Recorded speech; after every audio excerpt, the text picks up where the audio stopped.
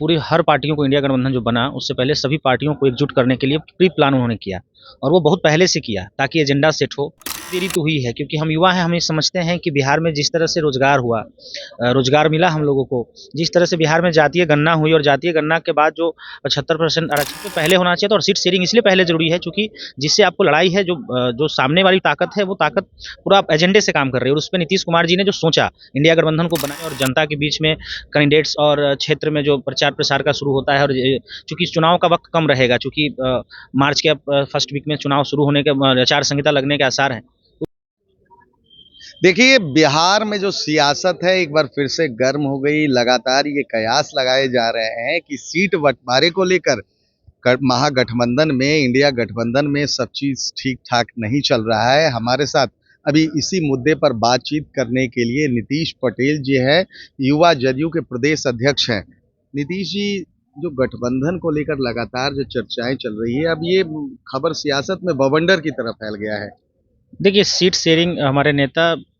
का सोच है कि पहले उसको जल्द से जल्द करा लिया जाए क्योंकि वक्त कम है और हमारे नेता जब पिछले साल से पूरी हर पार्टियों को इंडिया गठबंधन जो बना उससे पहले सभी पार्टियों को एकजुट करने के लिए प्री प्लान उन्होंने किया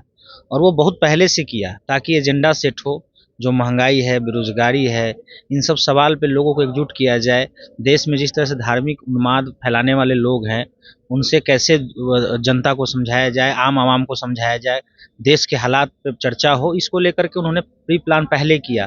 और थोड़ी देरी तो हुई है क्योंकि हम युवा हैं, हम ये समझते हैं कि बिहार में जिस तरह से रोजगार हुआ, रोजगार मिला हम लोगों को, जिस तरह से बिहार में जातीय गणना हुई और जातीय गणना के बाद जो 75% आरक्षण बढ़ाने की जो फैसला हुआ, उसके बाद जो अभी 94 लाख परिवार को जो आर्थिक सहायता देने की बात, 2 लाख पर परिवार को देने की जो बात माननीय नेता ने की, इस तरह के एजेंडे पूरे देश में लागू होने चाहिए। और इस जातीय गणना से क्या फ़ायदा है, ये बात जब धीरे धीरे जब इन चीज़ों का आकलन होगा तो पता चलेगा कि कितने फ़ायदे का ये जनता के फ़ायदे की बात है। तो इन सब चीज़ों पे पहले होना चाहिए था और सीट शेयरिंग इसलिए पहले ज़रूरी है क्योंकि जिससे आपको लड़ाई है, जो सामने वाली ताकत है वो ताकत पूरा एजेंडे से काम कर रही है और उस पर नीतीश कुमार जी ने जो सोचा, इंडिया गठबंधन को बनाया, सभी विपक्ष की पार्टियों को एक साथ किया और एक कैंडिडेट जो उसके सामने खड़ा करने की बात हुई। और इसमें थोड़ी सी हमें भी लगती है, बाकी तो शीर्ष नेतृत्व और हमारे नेता जो फैसला लेते हैं, जो समय अभी बहुत ज़्यादा लेट नहीं, लेकिन फिर भी पहले होता है तो प्लान करने में और जनता के बीच में कैंडिडेट्स और क्षेत्र में जो प्रचार प्रसार का शुरू होता है और चूंकि चुनाव का वक्त कम रहेगा, चूंकि मार्च के फर्स्ट वीक में चुनाव शुरू होने के आचार संहिता लगने के आसार हैं, तो समझते नजर ये सीट शेयरिंग तो हो जाना चाहिए। हमारे नेता का भी सोच और हम लोग को भी ये लगता है, आम आवाम जमीन पे जाएंगे तो ज़्यादा अच्छा रहेगा अपनी मुद्दों को लेकर। अच्छा, बताया जा रहा है कि नीतीश कुमार नाराज चल रहे हैं। कल जिस तरह से लालू यादव और तेजस्वी यादव उनके आवास पर जाकर मिलने पहुंचे, जो मीडिया में खबरें आ रही थी कि नीतीश कुमार नाराज चल रहे हैं, संयोजक तो उनको बनाने की मांग चल ही रही थी, उन्होंने ठुकराया है, कहीं कुछ बड़े पद की चाहत। देखिए, माननीय नेता कभी किसी पद की चाहत में नहीं रहे। बिहार में जो 20 में जो चुनाव हुए उसमें भी माननीय नेता ने कहा कि हमें मुख्यमंत्री नहीं बनना है, लेकिन चूंकि विधानसभा मंडल की बैठक में विधायकों ने ये कहा कि नहीं, आप ही हमारा नेतृत्व करें और उस पर भारतीय जनता पार्टी उस समय हमारे साथ एनडीए में थी तो उन्होंने भी कहा और आज भी वो मुख्यमंत्री हैं, तो वो कभी पद की चाहत में नहीं थे। अगर उनको पद की चाहत होती तो शुरू से ये बोलते रहे कि हम लोगों को एकजुट किए। जब वो एकजुटता की बात कर रहे थे उस समय तो कोई गठबंधन भी नहीं बना था, इंडिया गठबंधन तो बाद में बना। वो इस सिर्फ एक ही बात कर रहे थे कि हम लोग जो विपक्ष के जो लोग हैं, जो देश में शांति चाहते हैं, देश में रोजगार चाहते हैं, देश को विकसित भारत बनाना चाहते हैं, देश में सभी लोगों का समधर्म समभाव की बात करते हैं, धर्मनिरपेक्ष ताकतों को मजबूत करना चाहते हैं, उन लोगों को एकजुट सिर्फ करने का उन्होंने काम किया और लोगों बताया कि लोग एकजुट होकर के पहले ये चुनाव को लड़ा जाए।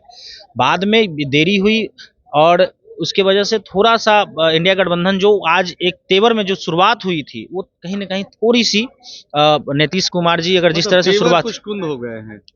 देखिए, नीतीश कुमार जी ने जिस तरह से एजेंडा सेट किया, जिस तरह से प्लान को किया, जो पटना के रैली के बाद जो माहौल देश में बना, वो माहौल और तेज होना चाहिए था और जिस वजह से थोड़ा सा हमें लगता है और कि और जल्दी से इसको करके और हमें आगे जाना होगा क्योंकि चुनाव बहुत बड़ी है और इस बार की लड़ाई जो होगी देश को बचाने की लड़ाई है। लोकतंत्र पूरे हाशिए पे चला जाएगा जो अगर इस बार जो चुनाव होंगे उस वजह से, तो लोकतंत्र की रक्षा की लड़ाई है और नेता की सोच जो है हमारा, देखिए हमारा एक ही मुद्दा है हमारे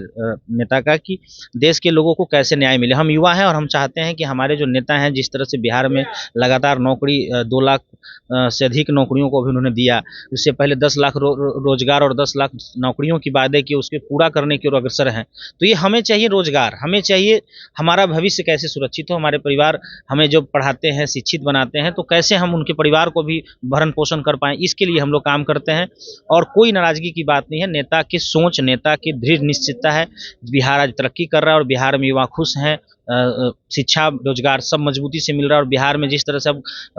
जातीय गणना के जो फ़ायदे अब मिलने लगे हैं, लोग ये भी समझ रहे हैं कि जातीय गणना के कितने फ़ायदे हो रहे हैं। 94 लाख परिवार को 2 लाख जो देना है, लोगों को सहायता राशि देनी है, ये बहुत अच्छा पहल है। और इस तरह से और भी जो पीछे छूट वन गए। Election one nation one election की बात फिर से आ रही है। देखिए, वन इलेक्शन वन नेशन अगर पूरे देश तौर पे हो जाए तो ठीक रहेगा, चूँकि लेकिन ये पूरे जो कि डाइवर्सिटी हमारे यहाँ अलग-अलग राज्यों में अलग-अलग टाइम पे चुनाव हुए हैं, तो उसको कैसे एक साथ किया जाए, ये तो चुनाव आयोग का मसला है। पार्टियां और हमारे नेता जिस तरह से बैठ के सब लोग सर्वदलीय बैठक होगी, उस पर ही फैसला होगी, उस पर हमको ज़्यादा ज्ञान नहीं है। लेकिन वन नेशन वन इलेक्शन अगर संभव हो पाता है तो अच्छी बात है। अच्छा, एक आखिरी सवाल आपसे, क्या नीतीश कुमार रामलला के प्राण प्रतिष्ठा में जाएंगे?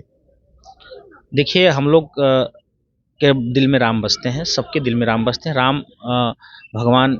सृष्टि के रचयिता हैं और उनका पूजन वगैरह जो भी हो रहा है उसमें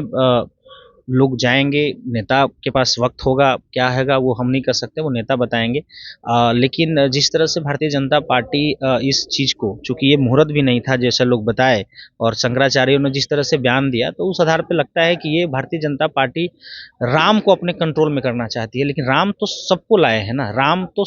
सबसे ऊपर है, लेकिन वो राम को अपने नीचे, वो जिस तरह से उनके फुटेज आए, तो राम को वो चाहते हैं कि भारतीय जनता पार्टी के झंडे के नीचे आ जाए। तो ये चीज़ नहीं, गलत, ये गलत है, ये सही नहीं है। क्योंकि देखिए, राम सबके बसते हैं और ये जो हिंदू धर्म में है, जो राम की पूजा करते हैं, हमारे घर में भी होता है, सब लोग के घर में होता है। जहाँ मंदिर है वहीं सभी जगह एक ही है, यहाँ भी भगवान है, वहाँ भी भगवान है, सब जगह भगवान है। कोई ऐसा खास जगह चिन्हित तो भगवान के लिए नहीं, भगवान यहाँ भी, आपके दिल में भी, हमारे दिल में भी है। ऊपर हम लोग याद करते हैं ये भाई भगवान हर चीज़ में। तो ये चीज़ें प्रचारित करने के जिस तरह से भारतीय जनता पार्टी अपने आप को आगे कर रही है, ये गलत तरीका है। आप एक पार्टी है, एक राज्य, एक देश को आप